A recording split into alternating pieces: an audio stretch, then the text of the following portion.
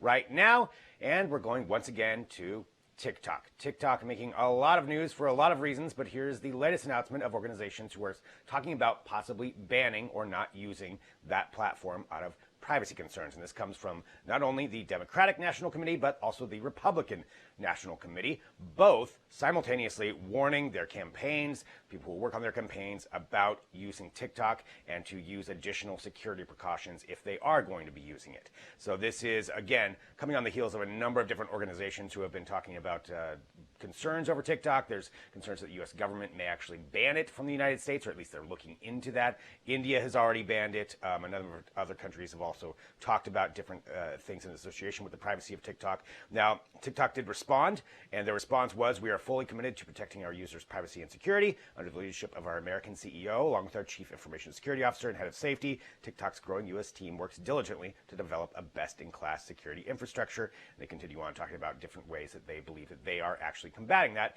and making sure that privacy is a concern. Now, this also, another announcement with TikTok was that Wells Fargo has instructed their employees who installed TikTok on company devices to remove the app because of those privacy concerns. So we see a lot of things going on with this. There's a lot of discussion about whether or not privacy is a concern when it comes to TikTok, who is in control of it.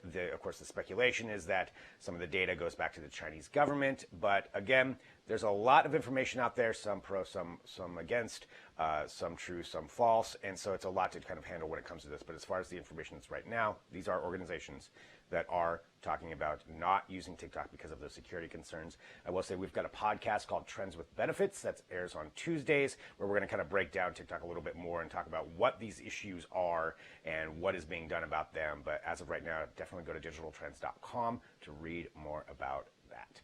Continuing on here with trending news, let's talk about Tesla. Over the weekend making some news because the Model Y has dropped in price. Now, Teslas are not cheap vehicles, but this is another sign of what Tesla's doing to try to make sure that sales continue, and this is dropping the Model Y. No, that's the SUV, the one that came out, was announced last year. It started rolling out to customers in March of this year, March of 2020.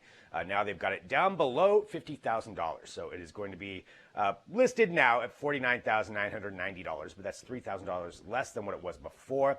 Again, this is making a bunch of news over the weekend because they did already lower the prices on some of their other vehicles as well. The Model S and the Model X were both lowered, but this Model Y is now down under $50,000, and you're seeing that kind of on the heels of a lot of other companies that are lowering prices to make sure that auto sales are going on, despite the fact that we're in a pandemic. So that was making some news this weekend. You can read more about that at digitaltrends.com. And continuing on here, let's talk about Ubisoft. We've got a couple of different things to discuss with them, but first off, we're going to talk about the announcements regarding some of their executives. Now, Ubisoft has been one of many companies who is having reckoning with some scandals that have been going on. So this was a result of an investigation into sexual misconduct at the company, also allegations of harassment and abuse. And here is what the result of that is. The Chief Creative Officer, Serge Hascoët, who is the Managing Director of Ubisoft's Canadian branch, and the Managing Director of Ubisoft's Canadian branch, Jonas Mollet, have both resigned. So to put that into context, those are very powerful people when it comes to Ubisoft as far as the creative side of things. And they both resigned. That goes in also with the global head of HR. She has also resigned. So 3 major executives, and these announcements were made on Saturday through into Sunday, depending on where you were at. But definitely some big moves right there. As far as that company and how they operate. So Serge Hascoët, just to give a little bit of context, Chief Creative Officer, so that's really behind all of the major releases and games that Ubisoft does. A big step there from Ubisoft in regards to those allegations. So you can read more about that at digitaltrends.com.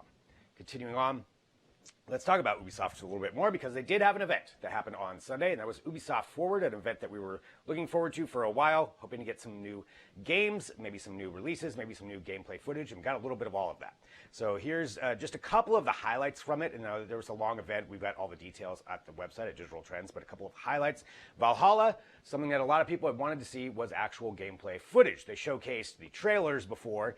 There was some leaked footage that they were very upset about and had that taken down. Now, though, we got to see what the actual gameplay footage looks like. And for those who are fans of Assassin's Creed Odyssey or Origins, it looks fairly similar to that as far as the actual gameplay style. They have changed it up, though, a little bit more to where you're building a base in it. Again, pretty cool footage to actually see what it's going to look like. And so Valhalla is going to be coming out in November of this year, and presumably it'll also be ready for the new consoles that are coming out, the Xbox Series X and the PlayStation 5.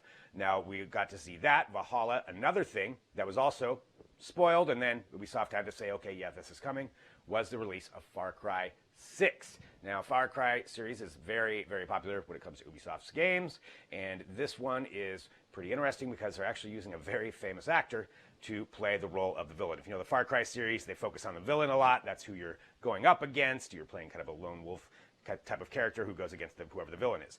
Well, this is Giancarlo Esposito, who is playing the villain in this one. It's a tropical island called Yara. The Far Cry series always has, they make up countries and islands and different things like that. This one is one that's under civil unrest, clearly, and they showcase this trailer of where it's going to start all off. So it looks very good as far as the graphics. Again, that's animated right there. That's Giancarlo Esposito. That's Gus Fring. So that's what's going to be happening with that one. We didn't get to see any gameplay footage, but that'll be coming out in February of next year. So just a couple of things there from Ubisoft as we bring you up to date with what the trending news is. Let's go on to this. Google is expected to be releasing something here today. Actually, this is Monday, July 13th. They put out a teaser saying that something special is coming. We think it's in association with the Google Nest speaker that was leaked. Again, another leak, and then they showcased a quick video of it last week. That was on Thursday when they said that they had the new Nest speaker coming.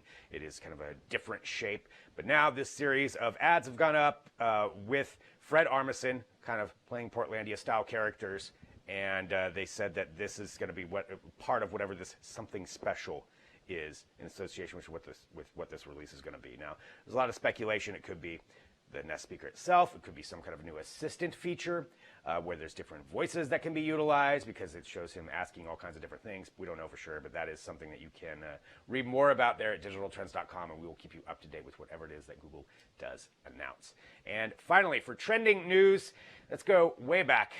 We're talking about Empire Strikes Back, and that is what is trending right now because of the fact that The Empire Strikes Back is going to lead the box office this weekend because of drive-ins. Now, naturally, movie theaters are closed many places worldwide, including the United States, but here we do have a lot of these pop-up drive-ins and actual drive-ins that do still exist that are showcasing movies, Empire Strikes Back being one of them, and it's expected to bring in a total of around $400,000 to $500,000 over this last weekend. That's at 483 locations. So it's a big move. Empire Strikes back there again for the first time. It was number one in May 21st, 1980 for 8 weeks when it was released. It also had a 2-week run later on for a re-release and then another release in 97, but this bringing it back into the news again, The Empire Strikes Back. The number one movie at the box office. Other ones raking in some money were Ghostbusters, Jaws, Jurassic Park, all movies being showcased at drive-ins, but you can read more about that at digitaltrends.com.